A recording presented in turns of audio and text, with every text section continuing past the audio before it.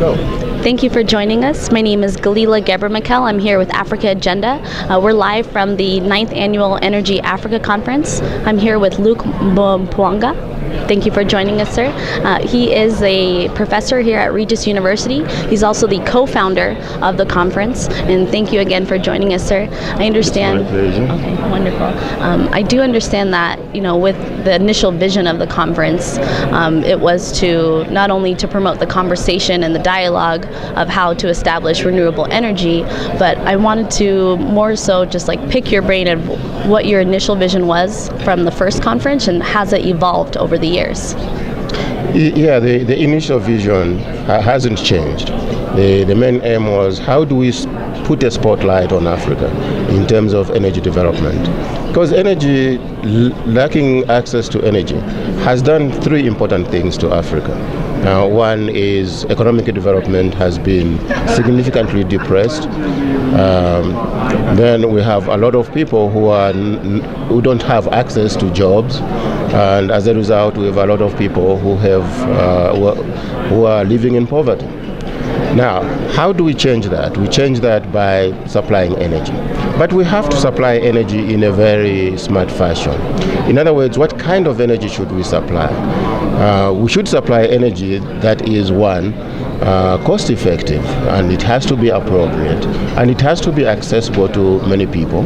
And at the same time, we want to make sure that the energy that we have is resilient.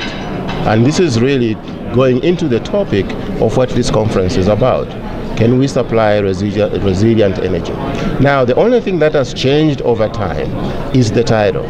Because in the past, we used to call it the Conference on Environment, Logistics, and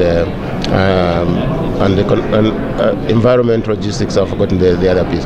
But anyway, it was a different title, but that title was too broad because it was patterned after the organization that actually runs the conference, called the Global Commerce Forum. Now, over time, we realized that people didn't really connect the conference to Africa. So then we changed it to Energy Africa Conference. So that's the only thing that has changed. But in terms of the focus, we just want to make sure that we can create partnerships. We can talk about different ideas here, and those ideas have got to translate into actual action on the ground instead of just talking about it. So we invite different components of what we think creates a successful dialogue. That is, we look at people from the government. We look at people from the business sector. Those are the ones that are going to provide money. And we also look at people from the research institutions. So those three, and others who are interested in it. But the core of the conference is built around those three. In other words, what we are looking at is for the process to be successful, we need to have the right policies in place. We need to have the money. We need to have the technology. And those three groups are the ones that are going to provide the money, they are going to provide the business models, they are going to provide the policies, they are going to provide the regulations, and they are the ones who are going to look at the markets and also look at the consumers. I understand. And with one of the panelists, they did mention that it would be the ultimate goal to have 24-hour supply, so an uninterrupted power supply. What are realistic, measurable objectives that Africa can hope to reach in order to accomplish this, in your opinion? Well, we have to look at different things here. First of all, we have to look at the integration of the different sources of energy. Mm-hmm. Because one of the problems you face is, supposing you only have wind. When there is no wind, it means you're not getting any power supply. If you only have solar, during the night time, it means you don't have any power. So what you need to do here is to create a portfolio of the different energy sources, so that if this one is not working, it's more like having a standby facility for power, so that if, like hospitals, every hospital has got a standby generator. Well, the essence is you want to provide 24-hour power supply, so that if the grid goes down, the generator will automatically come into play. So the same thing with what we are looking at, and this is the reason why we're talking about being resilient. If we're not getting enough power from hydro, like what was the case that I talked about earlier, we're not getting power from hydro, solar should come in, wind should come in, or if you have natural gas should come in. So and I agree with you. Yeah, it's the key. The key is having to create that portfolio, that energy portfolio. And like making it all inclusive. So how do you consider the capacity building and for looking at the individual countries as well as the continent as a whole on how to incorporate each of the different energies? Well, here the key is trying to leverage what you have. There are some countries that can produce energy very cheaply. Let's take a look at, for instance, Ethiopia. Cost of energy is about 4 or 5 cents per kilowatt hour in terms of getting it from hydro. In Zambia, it's about 7 cents per kilowatt hour. You go all the way to South Africa, it's about 12 cents per kilowatt hour. Now, if you go to Rwanda, it's very expensive because it's really based on hydro, which will be 42 cents per kilowatt hour. Now, 42 cents versus 3 or 7 or 12, that is very high. So what needs to be done is now, can we share? And that's where the power pools become very important. Can we share this energy so that where it's cheap, we can produce it there and transmit it, transmit it across to the other side of the country, so that we are now sharing the power rather than just saying, okay, we are as a country, we need to have this, because not every country has got similar resources. So let's try and work together and synergize the resources that we have. And I do understand that you are the executive director of the Global Commerce Forum. How did you get started with that organization, or what was the path? Actually, I started that organization with my daughter. She used to be at Columbia University then. At the time, we attended a similar conference, and that was the second year we attended the conference, and we were seated at a table, and all of us were complaining about how we are misrepresented in the media as people from Africa, and how Africa is misunderstood and things like that. And when we went back to the hotel, she said, it's very interesting. I heard you guys last year when I was here, I heard you talk about the same thing, and this year you are talking about the same thing. I haven't seen anybody take action. And then it really sank and say, yeah, we've just been talking. Somebody has got to step up. And that's when I decided, okay, you and we are going to form this. So if you notice, she's the co-founder, I'm the co-founder. So the two of us founded the Global Commerce Forum together. And from that time on, it has been growing in leaps and bounds. We have had companies, people never expected to be part of it, like you've seen GE, we have had Anadarko, Chevron, any of these big name companies, they've been part of this conference. So it's the drive, and this is why you like the young ones, because the young ones, they are there to solve the problems. They are not there to whine about the problems. So there is a big difference between the old geezers, if you will, the older generation versus the younger generation. And that's why I love the younger generation, because when you just have to point them in a direction, they have no excuses. They want to change the world, and they will run at it. And so I know with the planning of any type of conference, it can be really stressful. What type of support have you received from the community, whether the Colorado School of Mines, Golden, Colorado, the broader sense, U.S. as well as Africa? Well, I think we have to remember that you have to sell the idea to people. First of all, when you have the idea, people don't believe in it until they can see something happening. I had a tough time trying to get sponsors until I got Encana to join. And when I went to Anadarko and say, hey, look, we do have Encana on board. Oh, okay, yeah. And that's the first question they will ask you, who else is on board? Because then there has to be some kind of validation process.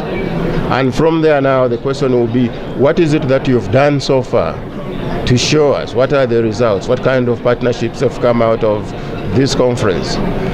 So now you are actually validating the results. So in terms of the help, I've had help from across the board. From the university, you see those guys who are checking you in. Those are straight from the university. They're supposed to be working, but they're doing this here.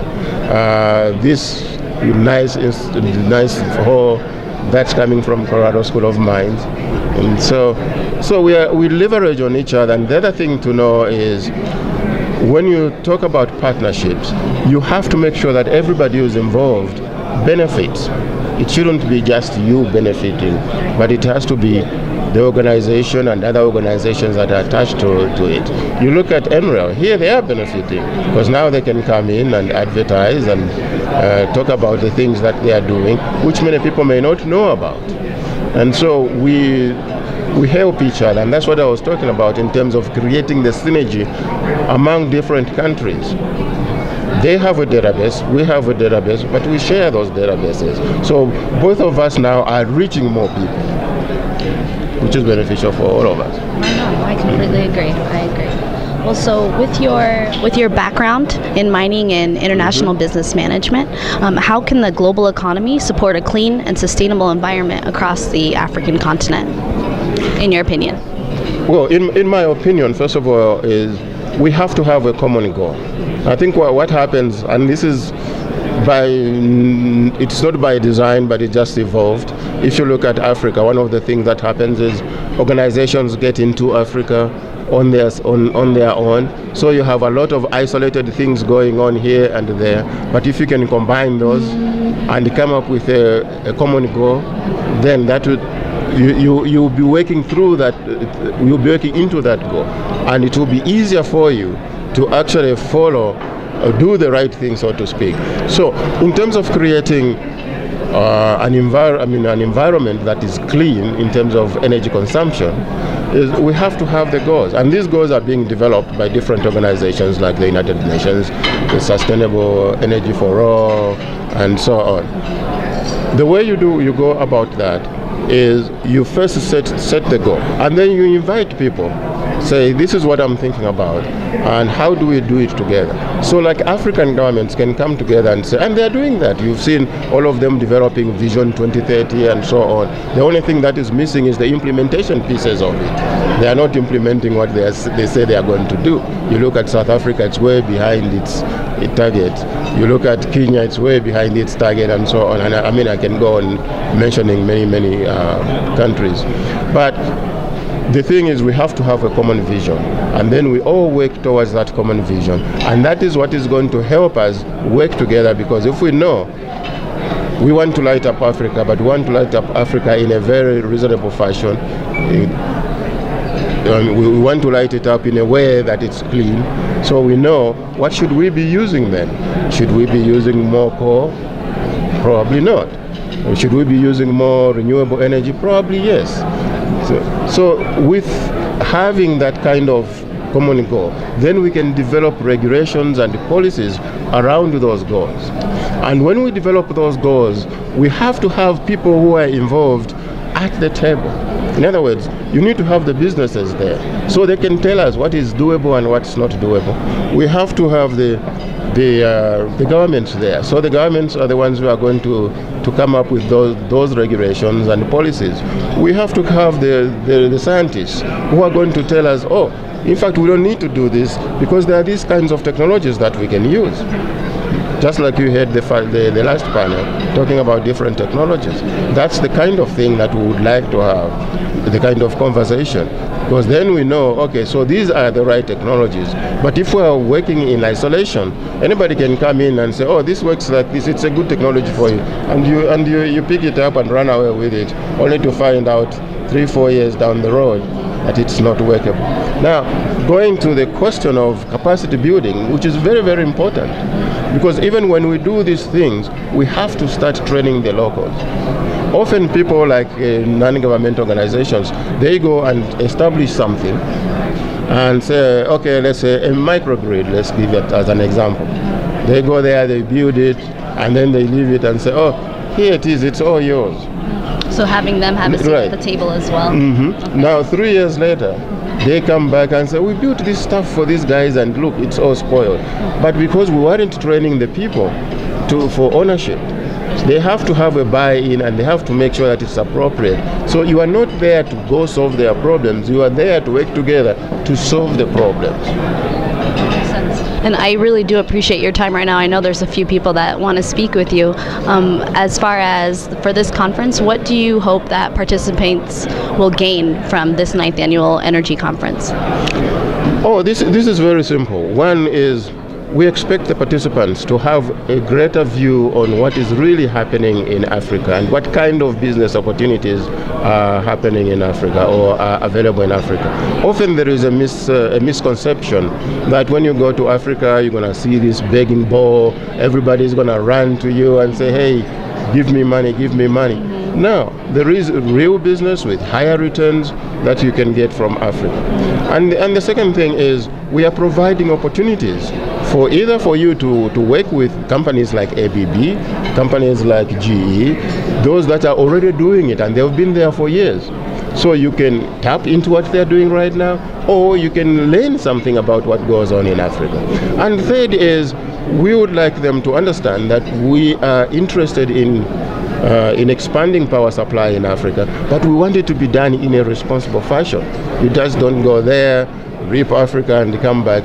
That kind of investment, we don't want it. We want the investment where we are real partners. And thank you again for joining us, Dr. Powanga. I really appreciate it. That wraps it up for here at the Energy 9th Annual Conference at the Colorado School of Mines. My name is Gellilla,